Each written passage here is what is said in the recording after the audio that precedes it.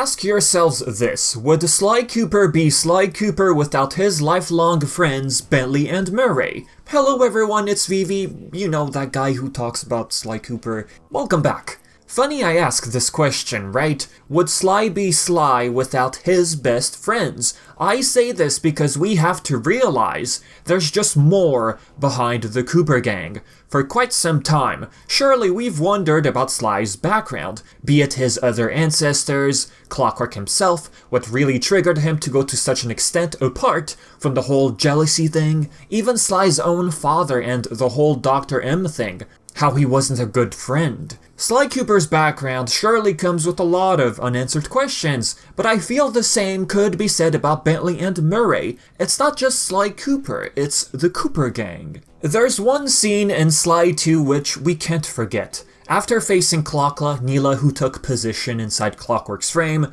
Bentley finds himself in a not-so-ideal situation. He gets crushed under that beak, and immediately you can sense the complete tone shift during this moment. Sly says so himself. Their wounds were deeper than I'd imagined. Those guys were hurting. What shocked him also was the fact they both left their gear behind. Murray holding his best pal in his arm crying, walking away slowly. What mattered most in this instance was made clear: Bentley's health and protection. It's not just about them going on heists or adventures, it's about brotherhood. Always been there for one another, or at least trying to be. Although Murray remained close for some time until Bentley's healing, he eventually felt guilty. Most likely started ruminating about Bentley getting injured and blamed himself. He thought it would be good for him to be on his own, and that later led him down the path of wanting to discover his, as Sly put it, his spiritual center. He followed the guru's teachings and studied the mystic arts' Dreamtime. Can't imagine what his mind was going through before all his training. His intense guilt, traveling across the globe, must have at least signified something, right? He most likely had a very hard time coping with what had happened to Bentley. Sly 3's prologue made that very clear. But did you know about this? Prior to the events of Sly 3, we had Sly Comic Issue 2 released back in 2005. If curious, this comic acted as a prequel to Sly 3. We have scenes where Murray and Sly try to pick Bentley up from the hospital, and things don't quite go according to plan. Right from the beginning, we have another instance where Murray yet again blames himself. As shown here, they both retrieved the map to the Cooper vault. At the beginning of this comic, Sly meets Mick Sweeney, the former muscle of the Cooper gang, Sly's father's gang. He eventually discovers the location of the map. Carmelita later in this comic sees footage of these two. They seem to struggle a lot without Bentley. In the end, Sly retrieved the map from Carmelita. Now, ever since Bentley lost his legs, Murray, as explained by Sly here, kept on blaming himself for every little thing that went wrong. Later on, using their disguise, they find Bentley. Not so sure himself as what to do here. Stay and not risk the gang ending up in prison and all that. Sly manages to convince Bentley that he's important to the team. Bentley decides to leave with the gang, but not so much for Murray. He holds off the guards and the others manage to escape. Later, Murray shows up and yet again expresses how he blames himself for every hurdle the team had been facing. So much, in fact, he feels his lack of ability puts them at risk. The question we ask ourselves right here is this simply how Murray copes? Or is his constant self-blaming a result of trauma dating back to his childhood?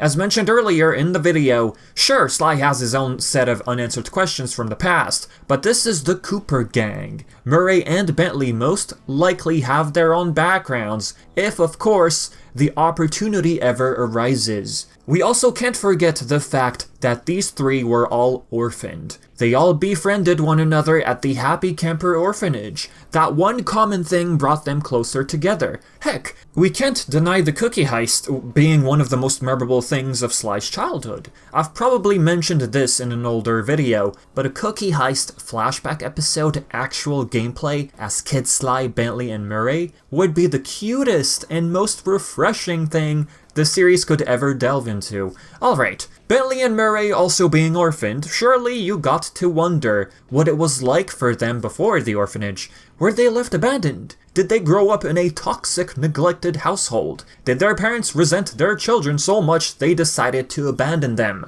Although we don't see the whole picture, there's a tiny sprinkle of something for these guys. I was able to stumble on an old, official, defunct Flash website of Sly Cooper and the Thievius Raccoonus, thanks to the Sly Cooper wiki. By heading to Paris, right on the board you have individual case files for each member of the Cooper gang. Murray's background story states, family background unknown, raised at a local orphanage, got legitimate job as pizza delivery boy after learning to drive by hot wiring cars, fired for dropping too many pizzas. Naturally, learning to drive by hot wiring cars, surely we ask ourselves, at what age he was capable of doing such thing? Sly was at least 8 years old when he was taken to the orphanage. How do we know this? 100%ing Sly 1 has Sly mention how he was 8 years old the last time he held the book fully intact. Seeing as how these three are all 21 years old in Sly 3, then we can believe they were all of similar age when they first met each other at the orphanage.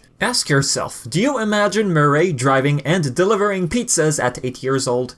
Not so much, right? From all the prologues we've seen, Sly has simply mentioned that they met each other over there and stuck together throughout the years. If anything, they, from time to time, most likely parted ways and tried doing their own thing until they realized they could form the Cooper Gang. That could explain Murray's earlier pizza delivery job, especially the whole driving and hot wiring cars part. Although Murray's background doesn't outright hint at trauma, his constant self-blaming could hint at some sort of trauma. I stumbled on an article covering the whole topic of self-blame. It states that doing so is a survival response. By blaming ourselves, we maintain the perception that we're still in control of the situation and ultimately safe, even when we're not. That message of self-blame commonly travels with us into adulthood, manifesting into thoughts such as, I'm not good enough, or I'm unlovable. Applying this to Murray's psychology, every time something goes wrong, he feels like he's losing control of the situation,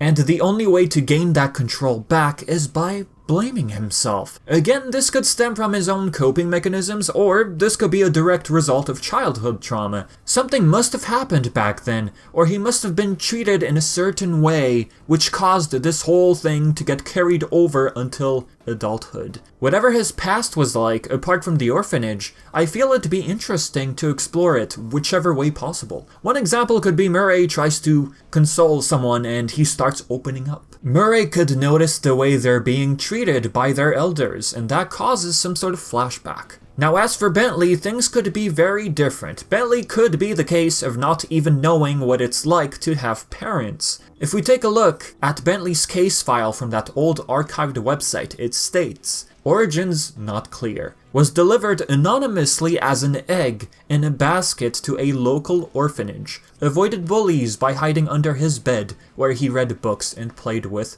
gadgetry. Right off the bat, this seems like a case of an abandoned child. The egg wasn't even hatched to begin with. Reason for his abandonment could be anything. Unwanted child, maybe, unable to be there for the child. Whatever the case is, Bentley seems to have grown up without a hint at parenthood. But that's if we follow that backstory from the 2002 era. I say this because Bentley seems to have not one, but two backgrounds.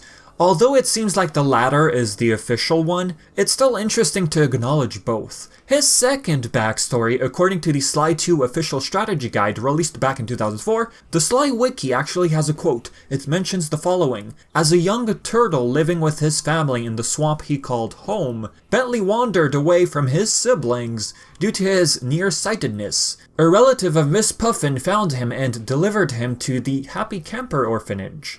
As much as they make it seem like this is the official version, it just gives rise to too many questions. His backstory from 2002 seemed less of a head-scratcher. It felt more, I guess, simple to comprehend. You really have to wonder about the second one. He's found by Miss Puffin's relative. Sure.